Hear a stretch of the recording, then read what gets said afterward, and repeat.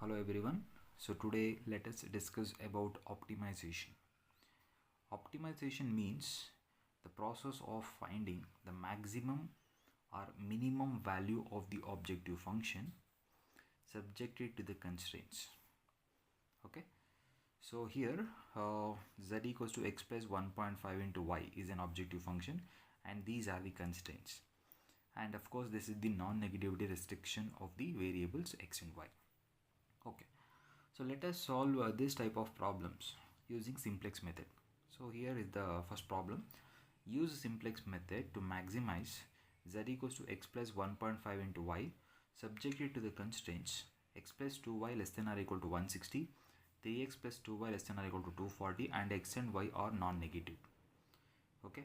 So here this is the objective function and these two are the constraints, and of course this is the non-negativity restriction. The very first step here is we need to balance the constraints. Okay, so look at the constraints here. The left hand side of the constraint is smaller than the right hand side. Here also the left hand side of the constraint is smaller than the right hand side. So let us add some positive quantity to the left hand side, so that is known as the slack variable. So here also I'm adding the positive quantity, so this is the thing we come across. So we are calculating the maximum value of the objective function, and here the constraints are, so we here the balanced constraints are x plus 2y plus s1. I just added one positive quantity, that's known as the slack variable here, that is equal to 160, and 3x plus 2y plus s2 is equal to 240, and x, y, s1, s2 are non-negative. Okay. Now let us solve the maximum value of the objective function subjected to the constraint. Okay. So first we need to write the initial simplex table. So in that, look at the first constraint. Here what is the coefficient of x? The coefficient of here look at the problem. So we have two variables, namely x and y, and of course we have two constraints. That's why we have two slack variables, right? We need to write the table like this: two variables, and for the two slack variables. And here this is the non-zero variable, and this is s1 which we used in the first constraint, and s2 which we used in the second constraint, and this is delta. Okay, so first let us write this table. Okay, so look at the first constraint. We used s1 in the first constraint, so the coefficient of x, y, s1, s2, and quantity. So these are things. The coefficient of x is 1, right? The coefficient of y is 2, and the coefficient of s1 is 1, and the coefficient of s2 is 0, and the quantity is 160.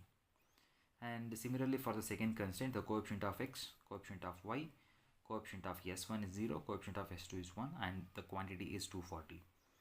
And to write the delta row, we have to make use of the objective function. So look at the objective function. So we have the coefficient of x equal to plus 1. We need to write that minus 1. And we have a coefficient of y equals to 3 by 2. We need to write minus 3 by 2. And of course s1, s2 is not there. So of course the quantity is also not there, so just write 0, right? So this is known as initial simplex table, and here you have to note one thing here. So here yeah, this is the first row r1, and this is the second row, and this is the third row. Okay, you need to write that as r1, r2, r3. Fine. So in this table, first we need to identify the smallest negative number in the delta row. Okay, so we need to identify the pivotal element. So we are looking for a pivotal column as well as the pivotal row. The intersection of these two is the pivotal element.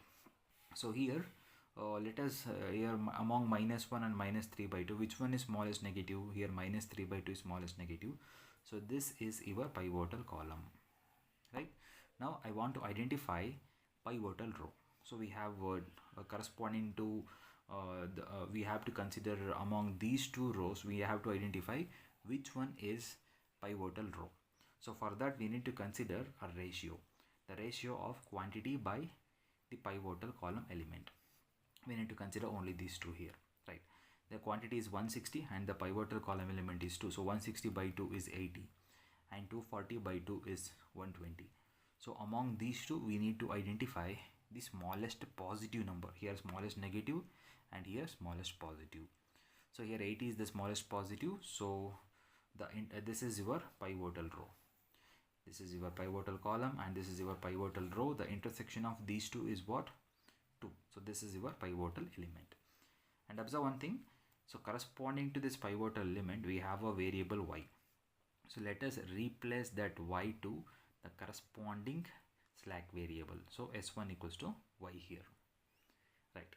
So we identified the pivotal element and we rewrite s1 as y, right? Now let us write this first simplex table. So what we are doing in that is we are making this pivotal element as 1 by suitable row operation. So we have 2 here. How can you make that 1? So let us divide every row element by 2. So that it will be 1, right? And after that, observe this pivotal column.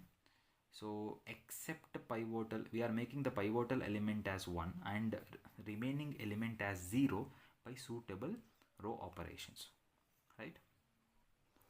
Now let us write the first simplex table. So in this, we have to write the table like this, okay? So we need to write this xy, s1, s2, q, and of course s1 is replaced by y and s2 and delta.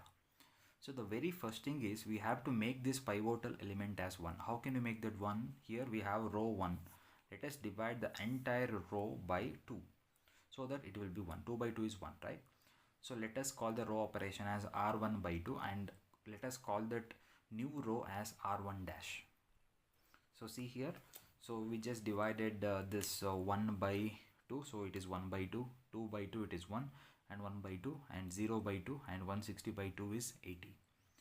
So later we need to make this 2 as 0. How can you make that 0? And remember one thing, this is your pivotal row and this is your new pivotal row, okay? So to make this element as 0 and this element as 0, you have to operate only the pivotal row or new pivotal row. Got it?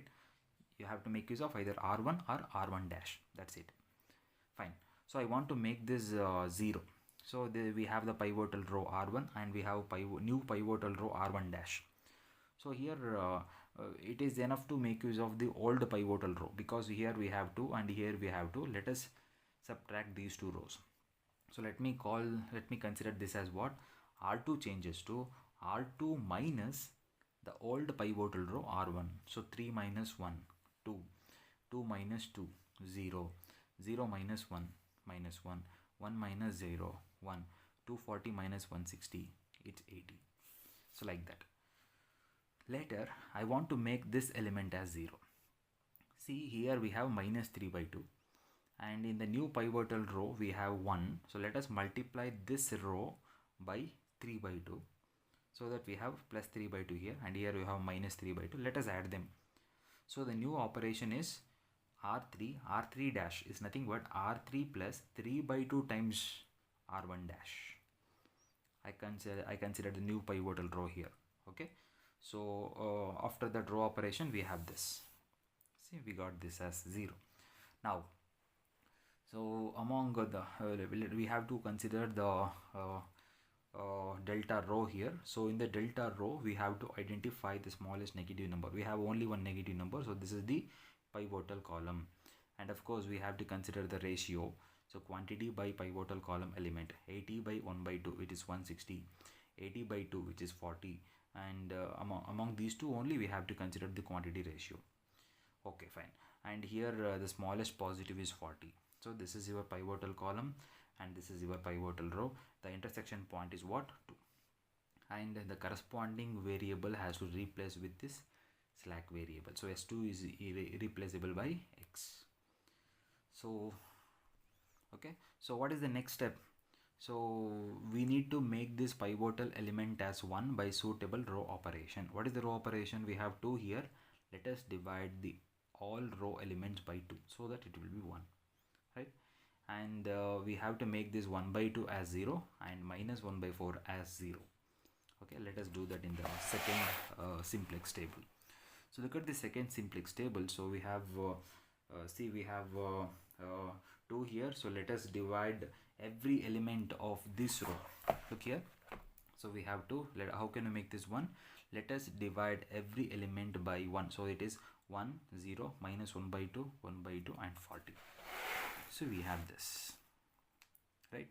And after that we have to make this 0. How can we make this 0? We have 1 by 2 here, and we have 1 here. Let us multiply throughout by 1 by 2, and here we are already 1 by 2. Let us do the subtraction. So followed by that operation, so we can make these two elements as zeros. Now look at the table here. All the entries of delta row are non-negative. So this is the what? This is the optimum simplex table, and here x equal to 40 and y equals to 60, and the maximum value of the given objective function is 130. So that completes the solution.